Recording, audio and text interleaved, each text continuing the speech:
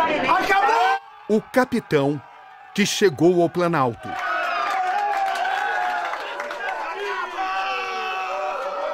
Presidente Jair Messias Bolsonaro, que compromisso o senhor assume diante do país? De governar pelo exemplo, de ser aquela pessoa que incessantemente vai buscar o melhor para o seu país, começando a buscar bons quadros para compor esse time de ministérios, que realmente é esse time que vai tocar o barco. Então, é uma responsabilidade enorme, não há motivo para você comemorar. Nós estamos mergulhados na mais profunda crise ética, moral e econômica. Temos uma dívida interna aí brutal, um desemprego muito acima dos números oficiais que estão aí. Um país mergulhado na violência, muito desrespeito às leis, ainda devendo muito no tocante à corrupção. Temos um país maravilhoso, mas, por exemplo, apesar de as áreas turísticas serem maravilhosas aqui, não estamos entre os 40 países que mais recebem turista no mundo.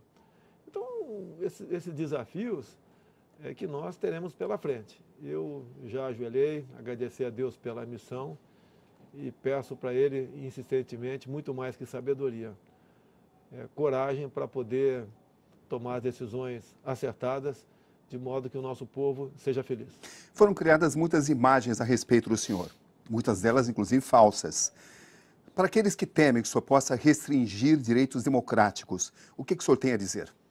Não existe isso, né? Até a liberdade de imprensa é muito importante. Um ou outro órgão de imprensa extrapola, né? Logicamente você se revolta no tocante àquele órgão de imprensa. E faz parte do ser humano. E em campanha, você é fustigado tudo quanto é lado. Então, não raras vezes que você dá uma canelada. Mas comigo tudo foi potencializado. E esse compromisso nosso de respeitar a todos, de ser um escravo da Constituição, mas de ser rígido com aqueles que respeitam as leis, será a marca do nosso governo. E no auge da campanha, já que o senhor estava citando, o senhor chegou a dizer em banir os marginais vermelhos. Que tipo de presidente o senhor vai ser para os 47 milhões que não votaram no senhor? Esses não são os marginais vermelhos, né? Isso eu me referi à cúpula do PT, que abusava da liberdade de imprensa para atingir a minha honra, inclusive. Esses eu gostaria de banir, como banimos, pelo voto. Estes perderam a oportunidade de ocupar o Palácio do Planalto ou ministérios. Nós conseguimos atingir esse objetivo. Esses, pelo voto, não mais escreverão a história do Brasil. Como é que o senhor pretende administrar eventuais turbulências como greves, ataques e invasões? Bem, começar pela última, né? Invasão. Eu não posso admitir a invasão de propriedade privada, quer seja rural, quer seja urbana. Tanto é que eu tenho conversado no parlamento, acredito que na lei do terrorismo nós conseguiremos incluir que as invasões praticadas por grupos sociais, entre eles o MST, sejam tipificadas como terrorismo, obviamente. Questão de greve, é um direito de qualquer um fazer greve. Agora a pessoa não pode, ao fazer greve, impedir aquela outra pessoa que não queira fazê-la de ir trabalhar. Isso nós não permitiremos. Ou seja, vamos respeitar o direito de todos, sem exceção. O senhor esperava que Fernando Haddad tivesse ligado para o senhor, cumprimentando? Lógico que se tivesse a ligação, conversaria com ele. O senhor ficou decepcionado com isso? Não, não estou decepcionado com isso, eu conheço bastante o PT. Mas se ele quiser ligar até agora, eu atendo e converso com ele como um cidadão, sem problema nenhum. O que significa para o senhor conseguir a primeira derrota contra o PT em 20 anos?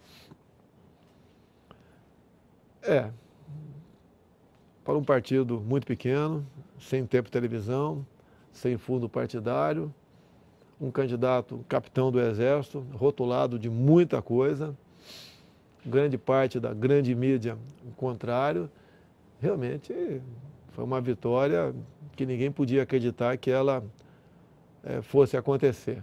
Mas grande parte da população tinha noção de para onde o Brasil estava caminhando e para onde nós iríamos, de fato, caso o PT retornasse ao poder. Não fugiríamos, no meu entender, de um regime parecido com a Venezuela e no passo seguinte o regime cubano. Afinal de contas, estes da esquerda sempre admiraram e flertaram com ditaduras no mundo todo. Então esse pessoal tomou consciência disso e viu quem verdadeiramente era oposição a tudo isso era Jair Bolsonaro e não os outros. Como é que o senhor pretende atingir a governabilidade? Quando usar a caneta presidencial, quando ir ao Congresso? O que eu aprendi no parlamento, muitos parlamentares reclamam que eles não gostam de receber uma medida provisória nos peitos. Ele quer tomar conhecimento antes, para poder até opinar antes dela ir para a Câmara. Conversamos ao longo dos 2 últimos anos com mais de uma centena de parlamentares, mostrando cada região do Brasil, cada interesse de bancadas e como solucionar esses problemas sem recurso. Esse pessoal ficou realmente maravilhado com a nossa proposta e tiveram um compromisso moral de nos ajudar na governabilidade. Agora, na reta final, antes mesmo do primeiro turno, recebi a minha casa aqui, através da senhora Tereza Cristina, líder da bancada da agricultura, trazendo um manifesto de apoio de mais de 260 parlamentares. E as reivindicações que ele queria, eu já vinha defendendo há muito tempo, bem antes até de 2014, quando decidi disputar a presidência da República. Aconteceu a mesma coisa com a bancada evangélica, a bancada católica, a bancada da segurança, do turismo, entre outros. Então a governabilidade está em nossas mãos, né? Essas propostas todas sendo colocadas em prática, nenhum sacrifício será imposto à população como isso o praxe ao longo dos últimos mandatos. Então, dessa forma, nós acreditamos que temos a condição da governabilidade e proporcionar realmente o aparecimento de emprego no Brasil, o combate à violência, e tudo isso ajuda na economia. Então, temos fé e esperança que, afinal de contas, todos nós, o Cabrini, quem votou em mim ou não, o parlamentar que gosta de mim ou não, todos nós estamos no mesmo barco. Presidente Bolsonaro, o senhor pretende governar por imposição ou por conciliação? Acredite se quiser, eu sou uma pessoa conciliadora. Tá? Pretendo na semana que vem ir a Brasília, fazer muitas visitas protocolares e participar das votações. Está ao lado do meu povo, o parlamento brasileiro. Tem uma credibilidade muito grande, gosto do carinho e consideração de muitos deles. E quero dizer que, juntos, nós temos como conduzir esse país maravilhoso chamado Brasil ao local de destaque no cenário mundial. A presença do Brasil no Mercosul está sob risco? Olha, o Mercosul nasceu bem intencionado. Depois o PT acrescentou as cores vermelhas ideológicas e passou a ser usado para um projeto de poder. O Mercosul tem sua importância, ninguém quer simplesmente ficar livre dele, mas ele terá o local que merece no cenário sul-americano. É isso que nós queremos no Mercosul. Outros países, sem citar nome aqui para não termos polêmicas, né, burlaram o Mercosul no passado, partindo até para o bilateralismo. E o Brasil fez vistas grossas para isso. E o que nós queremos é, com os olhos bem abertos, participarmos do comércio bilateral com o mundo todo e dar essa liberdade para outros países fazer o mesmo. O senhor pretende mesmo tirar o Brasil das Nações Unidas, presidente? Não, isso aí nunca passou pela minha cabeça. Eu estava criticando e muito a questão de um departamento da ONU e dar um parecer favorável ao Lula disputar as eleições. E várias televisões falei sobre isso. Numa que eu não falei, falaram que eu queria retirar o país da ONU. Não procedeu, foi um ato falho meu. Eu mais que me desculpei, né? Mostrei que não era aquela minha intenção, tendo em vista as entrevistas anteriores. O senhor recebeu hoje a ligação do presidente americano Donald Trump. Que tipo de relação o senhor quer construir? O senhor aceitaria, por exemplo, tirar as taxações de produtos importados? Isso valeria também em mão dupla? Olha, o Ministério da Indústria e Comércio que vai tratar desse assunto. Não é apenas suspender de forma unilateral qualquer barreira. Nós não podemos aqui colocar em risco a nossa indústria já um tanto prejudicada ao longo dos últimos anos. E a conversa com o Trump não chegou a esse nível. Foi uma conversa apenas protocolar, durou apenas alguns poucos minutos, mas nós podemos entender perfeitamente que, pela primeira vez nas últimas décadas, o Brasil elegeu um presidente que não é inimigo dos Estados Unidos, muito pelo contrário. Eu sou apaixonado pelo povo americano e pela política americana. Quais serão as relações diplomáticas do Brasil com os governos de Cuba, Nicarágua e Venezuela? Não pretendo ter relações com países que não são democráticos. Nós respeitamos o povo sofrido desses países, a sua falta de liberdade. Como você pode ver, os cubanos estão aqui sem o revalida, nós vamos rever isso daí. Mas, por outro lado, a mãe cubana que está aqui, os filhos estão praticamente exilados em Cuba, não podem estar aqui. Então, um país que tem esse tipo de tratamento humanitário com o seu povo, no meu entender, não fará parte dos nossos negócios se não mudar a sua política. Sabemos que logo nas primeiras horas o senhor pretende divulgar e implementar um pacote de medidas. O senhor poderia adiantar? Não, elas foram estudadas, continuam ainda sendo aperfeiçoadas, mas atinge todas as áreas. Eu poderia falar longamente no que tem a ver com o agronegócio, por exemplo. Eles querem a segurança jurídica, eles não querem acordar e tomar conhecimento via imprensa que sua fazenda vai ser demarcada como terra indígena, né? Eles querem essa garantia, eles não querem, por exemplo, que o IBAMA e ICMBio continue, por muitas vezes, multando-os de forma criminosa, que isso vem acontecendo pelo Brasil. Você vê, quando se trata em garimpeiros, ninguém toca nesse assunto. Se fosse perguntado, eu responderia durante a campanha. O garimpeiro é um ser humano como outro qualquer, é um trabalhador. O meu pai garimpou por muito tempo.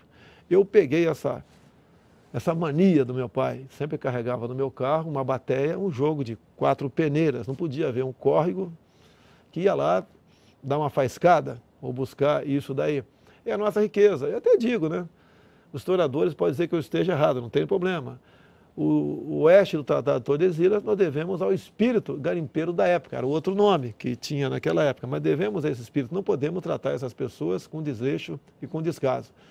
E a questão do meio ambiente, nós queremos preservar e com uma boa política para a garimpagem, podemos atender essa classe que não é tão grande assim, mas no passado foi essencial para que nós aumentássemos em muito o nosso território. Como é que vai ser o governo de transição?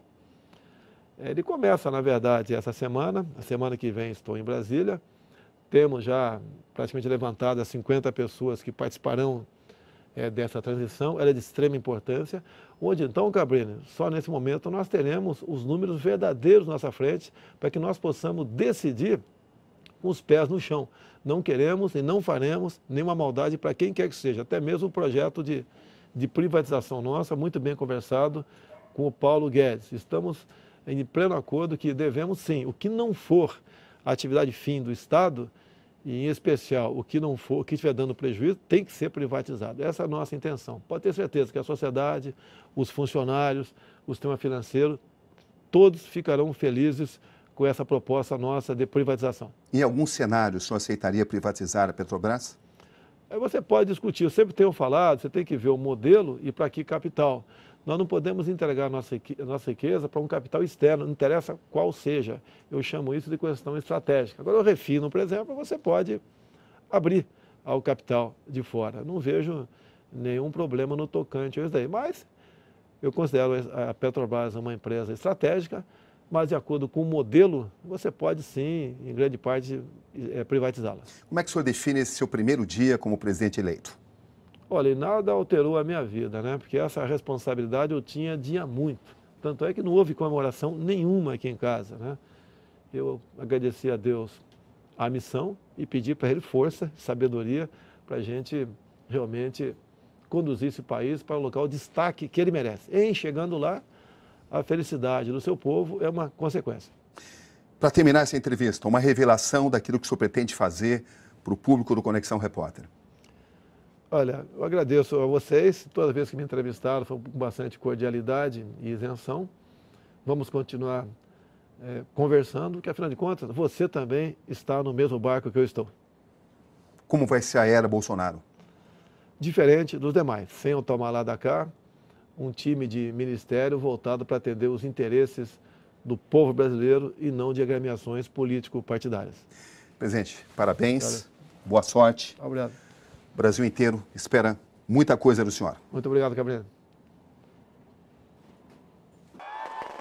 O 38º presidente da história do Brasil. Presidente eleito Jair Messias Bolsonaro. A construção de um fenômeno político. Como chegou até aqui? Boa noite. Foram quase 58 milhões de votos. Ao fundo, a festa da vitória de Jair Bolsonaro na Barra da Tijuca, seu quartel-general. No Conexão Repórter de hoje, o capitão que chegou ao Planalto, em busca da essência do 38º presidente do Brasil. Aqui, Roberto Cabrini. E esse é o Conexão Repórter de hoje.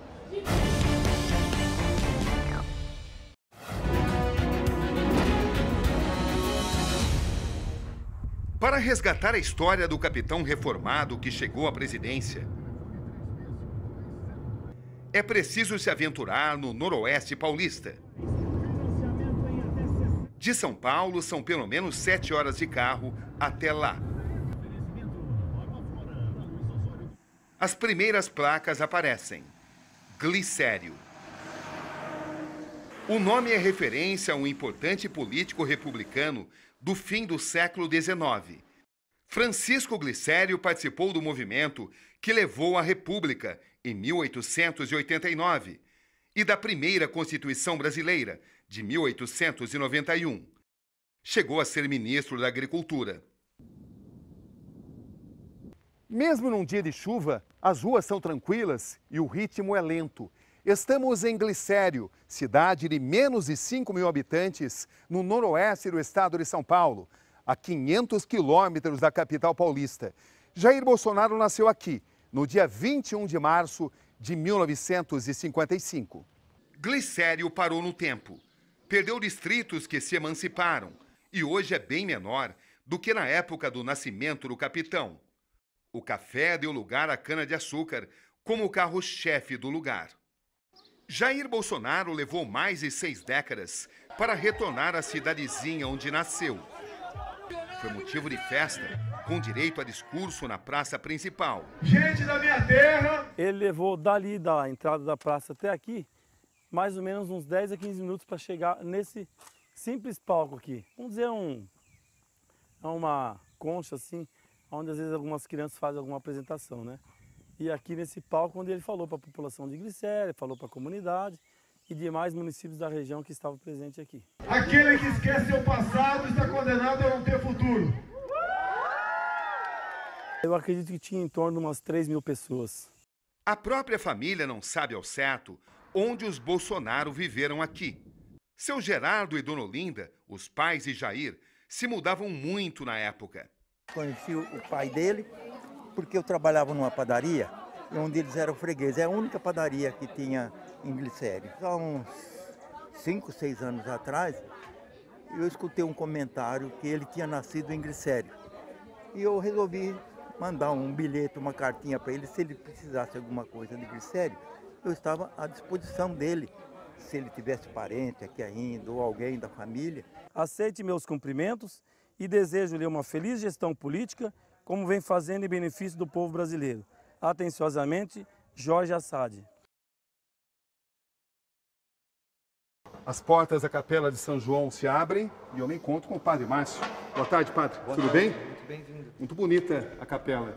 É uma tradição histórica essa igreja nossa aqui. Qual a idade da capela? 112 anos que ela foi fundada e mantém a estrutura toda desde a origem. Nos antigos livros da capela, existe algum registro da presença da família Bolsonaro aqui na cidade? Não existe nada que conste a documentação escrita, nem de nascimento dos pais ou batizado, que antigamente, desde 1925, aqui eram feitos os registros de nascimento, registros de óbito, registros de certidão de casamento e do religioso.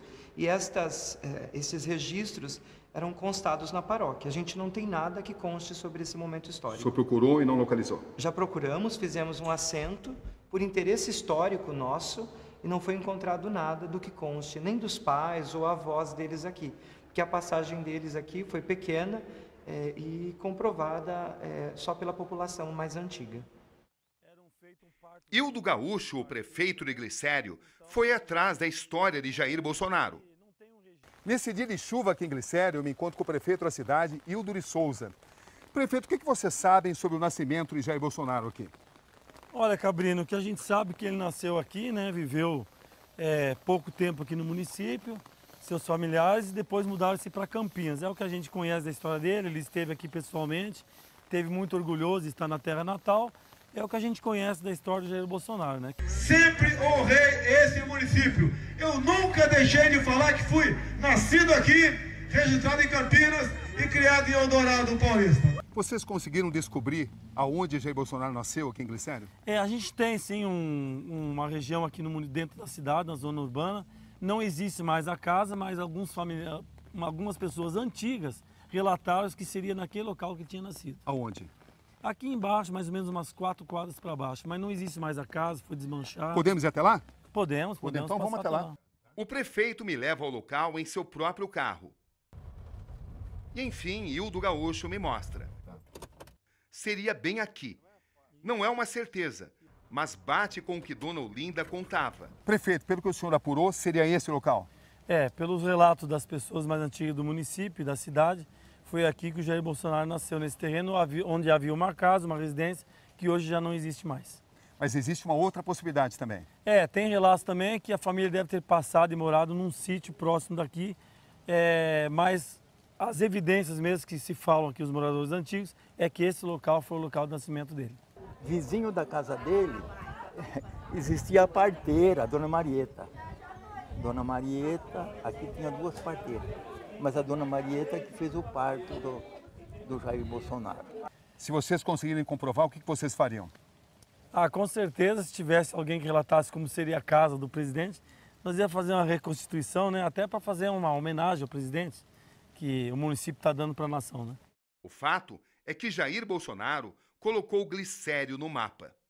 Vocês se sentem orgulhosos pelo fato do Jair Bolsonaro ter nascido aqui? Com certeza. Com certeza. Tipo assim, né? A gente espera algo muito mais dele também, né? Sendo aqui licerense, o maior orgulho nosso, né? Principalmente nossa cidade, está famosa, né? Na mídia, né? Então, quer dizer, para nós é o maior orgulho do mundo. Foi uma vida muito difícil.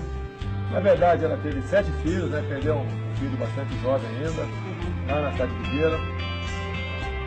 E a vida dela não foi fácil. 6 filhos. Meu pai é dentista prático, né? Tivemos uma excelente educação pública. O capitão que chegou ao Planalto volta em instantes.